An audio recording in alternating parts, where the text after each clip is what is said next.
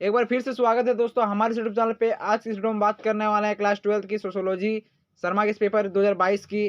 देखिए इस साल जो 2023 है आप लोगों का शर्मा के पेपर नहीं निकला है 12th का, और आप लोग का एडमिट कार्ड आ गया है। तो आप लोग क्या कीजिए, जो पिछले साल का जो शर्मा के पेपर है उसको तैयारी कीजिए, और उसके साथ साथ मैं इंपॉर्टेंट क्वेश्चन आप लोगों को करवा दूंगा। सोशियोलॉजी, पॉलिटिकल साइंस, हर सब्जेक्ट का मैं करवा दूंगा, ठीक है। तो हमारे चैनल को अगर सब्सक्राइब नहीं किया तो सब्सक्राइब कर लीजिए। चलिए वीडियो को स्टार्ट करते हैं। देखिए जो आपका फर्स्ट क्वेश्चन यहाँ पे पूछा जा रहा है, क्या पूछा जा रहा है कि उदार राष्ट्रीयता का काल है। और फर्स्ट जो देखिए मैंने सेट 1 बना के रख दिया, अगर नहीं देखे तो जाके देख लीजिए। सेट 1, ये सेट 1 2 3 4 5, यानी आपका 40 25 200 क्वेश्चन आप लोग अगर रिवीजन कर लेते हैं तो लगभग आपका वहां से टेस्ट क्वेश्चन कर सकता है, ठीक है। तो आप लोग क्या कीजिए कि सेट 1 अगर नहीं देखे तो जाके सेट 1 देख लीजिए। ये सेट 2 है। सेट 3 सेट 4 सेट 5 बनाने के बाद मैं इंपॉर्टेंट क्वेश्चन आप लोगों को करवा दूंगा तुरंत, ठीक है। और उसके साथ सब्जेक्टिव क्वेश्चन भी इंपॉर्टेंट करवा दूंगा। तो चलिए आपका जो फर्स्ट क्वेश्चन यहाँ पे पूछा जा रहा है कि उदार राष्ट्रीयता का काल है। तो उदार राष्ट्रीयता का काल जो है वो कितना से कितना है, 1885 से 1905। जो ऑप्शन नंबर ए दिखाई दे रहा है बिल्कुल राइट आंसर हो जाएगा, 1885 से 1905, ठीक है। चलिए अगला क्वेश्चन देख लेते हैं। समाज शास्त्र की स्थापना किस वर्ष हुई थी। समाज शास्त्र की जो स्थापना हुआ था वो किस वर्ष हुआ था, ठीक है। तो वो कब हुआ था, तो 1838 में हुआ था, 1838। आपका ऑप्शन नंबर 3 बिल्कुल राइट आंसर हो जाएगा, 1838। चलिए अगला क्वेश्चन देख लेते हैं। जननांकी विज्ञान है, जननांकी विज्ञान है वो क्या है। तो जनसंख्या अध्ययन करने का जननांकी एक विज्ञान है, ठीक है। ऑप्शन नंबर 2 बिल्कुल राइट आंसर हो जाएगा। चलिए आगे देख लेते हैं। अगला क्वेश्चन क्या है, किस राज्य में साक्षरता दर सबसे ज्यादा है। यहाँ पे क्या पूछा रहा है कि किस राज्य में साक्षरता दर सबसे ज्यादा है, तो आपका जो आंसर हो जाएगा केरल राज्य में। कहाँ पे, केरल राज्य, ठीक है। ऑप्शन नंबर 2 बिल्कुल राइट आंसर हो जाएगा, केरल। चलिए अगला क्वेश्चन देख लेते हैं। नई राष्ट्रीय जनसंख्या नीति कब घोषित की गई। नई राष्ट्रीय जनसंख्या नीति कब किया गया था, तो 2000 ईस्वी में, ठीक है। ऑप्शन नंबर 2 बिल्कुल राइट आंसर हो जाएगा, 2000 ईस्वी। चलिए अगला क्वेश्चन देख लेते हैं। निम्न में कौन ग्रामीण समाज की विशेषता है। यहाँ पे क्या पूछ रहा है कि ग्रामीण समाज की जो विशेषता है वो क्या है, तो कृषि व्यवसाय। कृषि व्यवसाय आपका फोन नंबर, ऑप्शन नंबर 4 बिल्कुल राइट आंसर हो जाएगा, कृषि व्यवसाय, ठीक है। चलिए आगे देख लेते हैं। अगला क्वेश्चन, संयुक्त परिवार व्यवस्था मुख्यतः पाई जाती है, तो कहाँ पे पाई जाता है, कहाँ पे पाया जाता है। जो संयुक्त परिवार होता है वो मुख्यतः कहाँ पे पाया जाता है, ठीक है। तो वो पाया जाता है आपका ग्रामीण समाज में। ऑप्शन नंबर 3, ऑप्शन नंबर 3 बिल्कुल राइट आंसर हो जाएगा, ग्रामीण समाज में, ठीक है। चलिए अगला क्वेश्चन देख लेते हैं। नातेदारी के मुख्य कितने प्रकार के हैं, ठीक है। नातेदारी जो होते हैं वो कितने प्रकार के होते हैं मुख्यतः, तो वो होते हैं 2 प्रकार के। ऑप्शन नंबर 2 बिल्कुल राइट आंसर हो जाएगा, 2 प्रकार के, ठीक है। चलिए अगला क्वेश्चन देख लेते हैं। अगला क्वेश्चन क्या है, हिंदू विवाह कानून कब बना था, ठीक है। हिंदू विवाह जो कानून है वो कब बना था। तो ऑप्शन आपका क्या है, 1954 है, 1955 है, 1958 है, 1961 है। तो जो आपका ऑप्शन नंबर 3, ऑप्शन नंबर 2 दिखाई दे रहा है 1955 बिल्कुल राइट आंसर हो जाएगा, 1955। चलिए अगला क्वेश्चन देख लेते हैं। निम्नलिखित में कौन सा एक जाति है, ठीक है। निम्नलिखित में यहाँ पे पूछा जा रहा है कि नीचे में जो दिया गया है उनमें से कौन एक जाति है, ठीक है। तो देखिए आपका ऑप्शन नंबर जो 1 दिखाई दे रहा है वो वैश्य, तो वो तो होगा नहीं, शूद्र भी होगा नहीं, ठीक है। और इनमें से सभी, ये तो आपका इनमें से सभी हो गया, तो ये भी नहीं होगा, ठीक है। तो आपका जो ऑप्शन नंबर 3 दिखाई दे रहा है बिल्कुल राइट आंसर हो जाएगा, राजपूत। राजपूत एक जाति है, ठीक है, राजपूत। ऑप्शन नंबर 3 बिल्कुल राइट आंसर हो जाएगा। चलिए अगला क्वेश्चन देख लेते हैं। अगला क्वेश्चन क्या है, उराव जनजाति किस राज्य के निवासी है, ठीक है। उराव जो जनजाति है वो किस राज्य के निवासी है। तो आपका ऑप्शन क्या क्या है, बिहार है, झारखंड है, उड़ीसा है और मध्य प्रदेश है। तो जो आपका आंसर हो जाएगा वो हो जाएगा झारखंड। उराव जनजाति है वो किस राज्य में निवास करते हैं, तो वो झारखंड में निवास करते हैं, ठीक है। ऑप्शन नंबर 2 बिल्कुल राइट आंसर हो जाएगा, झारखंड।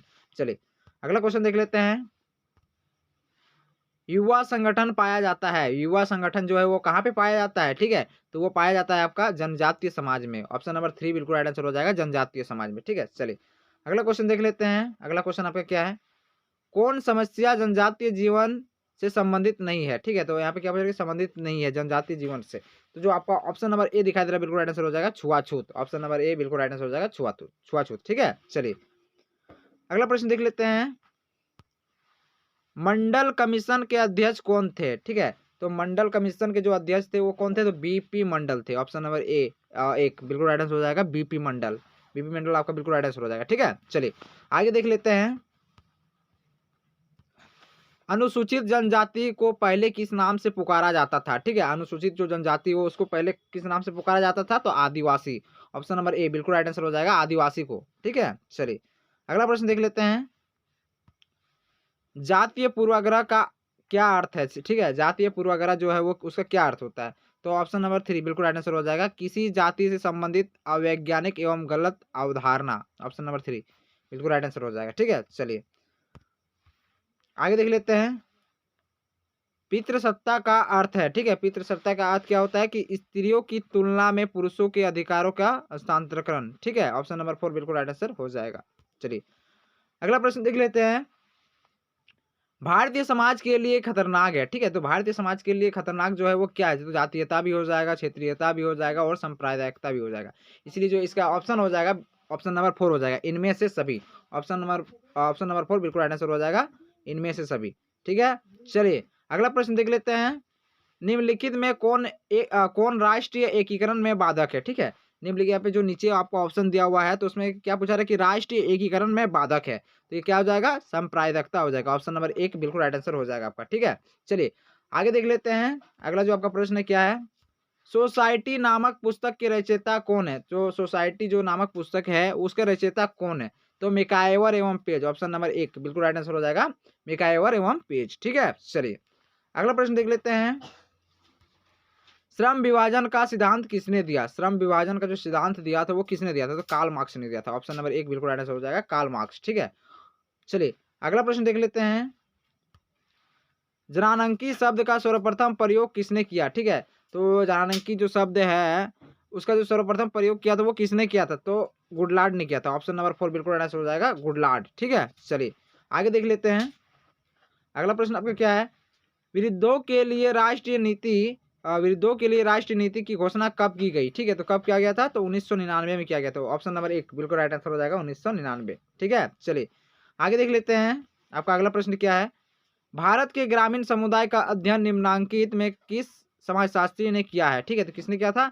तो S.C. दुबे ने किया था। किसने किया था? S.C. दुबे ने। ऑप्शन नंबर 4 बिल्कुल राइट आंसर हो जाएगा आपका। ठीक है, चलिए 25 नंबर का देख लेते हैं क्वेश्चन कि किस प्रकार से आपसे पूछा जा रहा है, निम्नलिखित में कौन कौन नगरीय समुदाय की विशेषता है? ठीक है, जो नीचे आपका ऑप्शन 4 ऑप्शन दिया हुआ है उसमें से नगरीय समुदाय की विशेषता कौन सा है? ठीक है, तो क्या हो जाएगा, स्त्रियों का उच्च परिस्थिति, जनसंख्या का घनत्व और व्यक्तित्व वैधता। ठीक है, इनमें से सभी। आपको जो ऑप्शन नंबर 4 दिखाई दे रहा है बिल्कुल राइट आंसर हो जाएगा, इनमें से सभी। ऑप्शन नंबर 4 बिल्कुल राइट आंसर हो जाएगा। ठीक है, चलिए आगे देख लेते हैं, आपका अगला प्रश्न क्या है, जनसांख्यिकी का अध्ययन है तो क्या है? जनसंख्या। ऑप्शन नंबर 1 बिल्कुल राइट आंसर हो जाएगा, जनसंख्या। ठीक है, चलिए अगला प्रश्न क्या है, जाति व्यवस्था है तो जाति व्यवस्था क्या है? एक बंद व्यवस्था है। ऑप्शन नंबर 1 बिल्कुल राइट आंसर हो जाएगा, जाति व्यवस्था क्या है? एक बंद व्यवस्था है।